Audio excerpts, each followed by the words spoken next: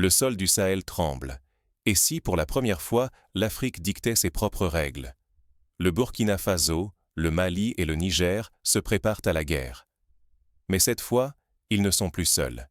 La Russie arrive comme un allié sans condition, prête à transformer tout l'équilibre des forces.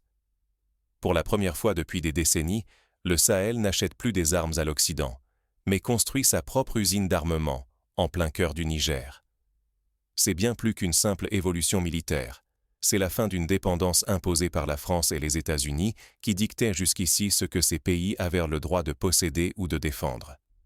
Aujourd'hui, le Sahel décide de ses propres armes, fabrique ses propres balles, contrôle ses propres ressources.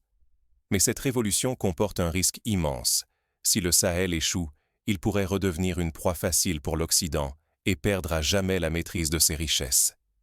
Mais si cette alliance réussit, c'est toute l'Afrique qui pourrait enfin écrire ses règles, bouleverser l'ordre mondial et faire trembler Paris comme Washington. Alors, le Sahel est-il vraiment prêt à déclencher une nouvelle ère pour l'Afrique? Pour comprendre l'ampleur de ce bouleversement, il faut revenir aux racines de cette révolution silencieuse.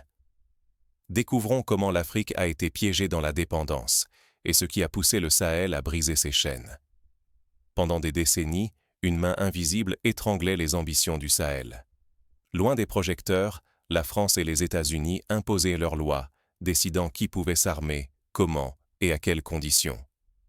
Les gouvernements du Mali, du Burkina Faso et du Niger dépendaient presque entièrement des armes occidentales, mais ces armes arrivaient toujours avec des fils invisibles attachés. À chaque commande, les Sahéliens devaient accepter des conditions humiliantes: limitation de quantité, interdiction de certains types d'armes modernes, livraison lente et contrôlée. Souvent, ce qu'ils recevaient, ce n'était pas le meilleur, mais d'anciens modèles déclassés, des équipements obsolètes, parfois même du matériel sous embargo, inutilisable sur le terrain. On leur vendait le strict minimum, juste assez pour survivre, jamais assez pour l'emporter. Pourquoi? Parce que la France et les États-Unis voulaient garder le contrôle total. L'idée était simple. Un Sahel puissant devenait dangereux pour leurs intérêts. Ils ont donc verrouillé l'accès à l'armement moderne, prétextant la lutte contre le terrorisme, tout en maintenant la région dans un état de faiblesse chronique. Paradoxalement, cette stratégie a ouvert la voie à la prolifération des groupes armés et des réseaux terroristes. Privés de moyens adaptés, les soldats du Sahel montaient au front avec des armes dépassées. Les terroristes, eux, s'équipaient en dehors de tout contrôle, frappant villages, convois, villes entières. Les conséquences ont été dramatiques. Des milliers de civils tués ou déplacés, des militaires en sous-effectifs sacrifiés, et une instabilité chronique qui a rendu impossible tout développement économique ou social durable. Ce statu quo était un piège mortel. Tant que la région restait dépendante des puissances occidentales, ses ressources étaient pillées: l'or du Burkina Faso, le coton du Mali, l'uranium du Niger, tout filait vers Paris ou Washington, tandis que la misère restait sur place. Accepter cet ordre, c'était accepter l'instabilité perpétuelle, la perte de souveraineté et la soumission aux intérêts étrangers. Mais aujourd'hui, un bouleversement inédit se prépare. Les règles du jeu changent soudainement, car la Russie débarque avec une promesse inédite: offrir au Sahel la maîtrise totale de son propre destin militaire. L'arrivée de la Russie sur la scène du Sahel ne se limite pas à la fourniture d'armes. Elle ouvre la voie à la création d'une véritable industrie d'armement locale. Découvrons comment ce partenariat radical va transformer l'équilibre des forces et redonner espoir à toute une région. Lorsque Moscou pose la première pierre, Paris vacille. En Afrique de l'Ouest, la tension est palpable. Le monde assiste à un bouleversement historique qui redéfinit tous les rapports de force. Les délégations russes foulent aujourd'hui le sol du Sahel, accueillis non plus comme de simples visiteurs, mais comme des bâtisseurs d'un nouvel ordre africain. Le Niger, longtemps relégué au rôle de fournisseur silencieux, devient le cœur de cette révolution. C'est ici que la Russie a signé des accords pour ériger une usine d'armement ultra-moderne en plein désert nigérien. Cette usine ne sera pas un simple atelier. Elle produira tout: des tanks aux drones, des missiles aux fusils d'assaut, offrant aux États du Sahel une capacité militaire jamais vue dans la région. La fin des restrictions occidentales marque une rupture totale. Jusque-là, Paris et Washington décidaient quels fusils étaient autorisés, quel système de défense était permis, qui pouvait ou non s'armer. Désormais, plus aucune barrière. Le Sahel pourra fabriquer ses propres armes, choisir ses priorités et défendre ses frontières sans rendre de compte à une puissance étrangère. C'est la fin d'une longue tutelle, le début d'une ère de souveraineté armée. La clé de ce changement? L'uranium nigérien. Pendant des décennies, cette ressource vitale quittait la terre de Niger pour illuminer la France, laissant derrière elle pauvreté et dépendance. Aujourd'hui, pour la première fois, l'uranium devient un atout stratégique réservé à la défense africaine. Plus question de céder cette richesse sans contrepartie. Elle servira à construire une force continentale, à protéger le Sahel, à imposer le respect sur la scène mondiale. Le symbole est fort. Ce qui fut jadis pillé et exploité devient enfin une arme de souveraineté. Le message est clair. Le Sahel ne se contentera plus de survivre. Il entend désormais imposer ses conditions. Cette émancipation, portée par une alliance inédite avec la Russie, sonne la fin d'un cycle de dépendance et d'humiliation. L'enjeu est colossal. Si cette industrie militaire voit le jour, l'Afrique ne sera plus jamais le parent pauvre de la stratégie mondiale. Elle ne sera plus dépendante, ni militairement, ni économiquement. Le continent tout entier pourrait, pour la première fois, défendre ses intérêts avec ses propres moyens, changer la donne face aux États occidentaux et inspirer d'autres régions à suivre cet exemple. Mais ce changement ne se fera pas sans conséquences. L'équilibre mondial est en train de basculer, et pour la France, l'Europe et les puissances occidentales, l'heure est à l'inquiétude. Tout ce qu'elles tenaient pour acquis depuis l'indépendance est remis en cause.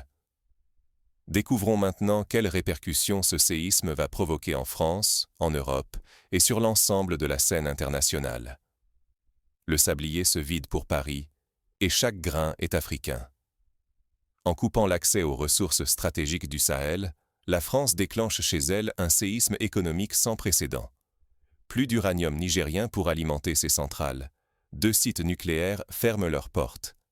L'industrie chancelle, des dizaines d'entreprises déposent le bilan et le chômage explose comme une traînée de poudre. Dans les rues de Paris, la colère gronde. Des milliers de citoyens manifestent, réclamant des solutions face au marasme et dénonçant la faillite silencieuse d'une puissance qui croyait l'Afrique acquise. L'angoisse gagne les marchés. La France, autrefois pilier de l'Union européenne, devient la première victime du réveil africain. Mais Paris n'est pas seul à trembler. À Washington, la panique s'installe. Si la France tombe, c'est tout l'édifice occidental qui vacille. Voir le Sahel s'émanciper, ce n'est pas seulement perdre un fournisseur de matières premières, c'est voir tout un continent s'inspirer et remettre en cause l'ordre post-colonial établi depuis plus de 60 décennies. Face à ce basculement, l'Occident durcit le ton. Les menaces de sanctions, de blocus ou même d'intervention armée fusent. Mais cette fois, les règles du jeu ont changé. Le Sahel n'est plus seul. Avec la Russie en allié, il prépare un budget colossal, 115 milliards de dollars, pour s'armer, moderniser ses défenses et riposter à toute agression. Le message est clair. L'Afrique n'est plus spectatrice de son destin. Elle devient actrice, et sa résistance inspire désormais d'autres nations du continent à réclamer leur part, leur respect et leur souveraineté. Chaque décision, chaque bras tendu vers Moscou, fait chanceler le système qui, depuis des générations, profitait de la faiblesse africaine. Mais la tension monte à son comble. Si la France ou les États-Unis tentent une intervention militaire, le risque est immense. Le Sahel pourrait se transformer en champ de bataille total, entraînant une guerre aux conséquences mondiales. À l'inverse, si Paris et Washington échouent, c'est l'effondrement de tout l'ordre international bâti depuis la décolonisation. Dans cette nouvelle donne incertaine, quels choix s'offrent au Sahel et à toute l'Afrique? Comment transformer cette crise en opportunité pour bâtir un avenir souverain et prospère? Et si l'Afrique montrait enfin que le destin du continent se joue à domicile? Car aujourd'hui, ce n'est plus Paris ni Washington qui écrivent à l'avenir du Sahel, ce sont les peuples eux-mêmes qui reprennent la plume. l'unité entre les États africains devient l'arme la plus redoutable contre les vieilles ingérences étrangères.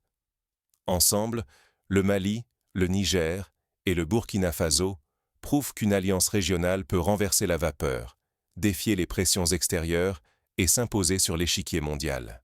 Ce réveil ne se limite pas au palais présidentiel. Il se joue aussi dans la rue, au cœur des villages et des villes. Les populations soutiennent leurs dirigeants non plus comme des marionnettes, mais comme de véritables fils et filles du sol. Cette confiance populaire donne une légitimité inédite aux nouveaux choix stratégiques et alimente une dynamique d'indépendance encore jamais vue. La Russie, de son côté, ne se contente pas d'envoyer des armes. Elle transmet des savoir-faire, forme des ingénieurs, partage des technologies. Ce transfert de compétences est la clé. Il permet au Sahel de bâtir sa propre industrie locale d'armement, de créer des emplois qualifiés et de forger une puissance durable, indépendante de tout diktat extérieur. Fabriquer ses propres tanks, drones et munitions, c'est s'offrir une souveraineté tangible que personne ne pourra plus confisquer. Mais cette révolution porte en elle un risque, la division interne. Si les égoïsmes nationaux, les rivalités ou les tentations de pouvoir reprennent le dessus, tout peut s'effondrer. Le plus grand danger ne vient peut-être plus de l'Occident, mais de la capacité des Africains à rester soudés face aux défis à venir. Rater cette opportunité, ce serait affaiblir durablement la région. Mais saisir la leçon de l'unité, c'est offrir une chance d'émancipation à tout le continent africain. C'est à cette condition que la richesse, la sécurité et la dignité pourront enfin s'enraciner. Pour conclure, face à cette aube nouvelle, la vraie question demeure.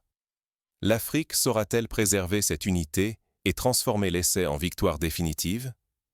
Le Sahel n'attend plus. Il agit. Et vous? Aujourd'hui, l'Afrique ne veut plus observer son histoire s'écrire sans elle. Les peuples du Sahel, longtemps dominés, ont décidé de reprendre le contrôle de leur avenir. L'alliance avec la Russie, la maîtrise de leurs ressources et la capacité à produire leurs propres armes marquent un point de bascule inédit. Rester passif, c'est accepter que d'autres décident à notre place, encore et encore. C'est laisser filer notre souveraineté, notre richesse, notre sécurité, et condamner l'avenir de nos enfants à l'ombre des erreurs du passé. Mais s'informer, débattre, s'unir, c'est participer à la renaissance africaine. Le monde entier regarde. Les enjeux sont immenses. Il s'agit d'être acteur de sa propre histoire ou de la subir éternellement. Les puissances occidentales vacillent, mais rien n'est acquis d'avance. Soyez vigilants. Questionnez. Ne vous laissez pas distraire par les récits importés. Sommes-nous prêts à écrire la suite? Le réveil du Sahel est un appel à l'ensemble du continent, et au-delà, à tous ceux qui veulent avoir l'Afrique se tenir debout, fière et souveraine.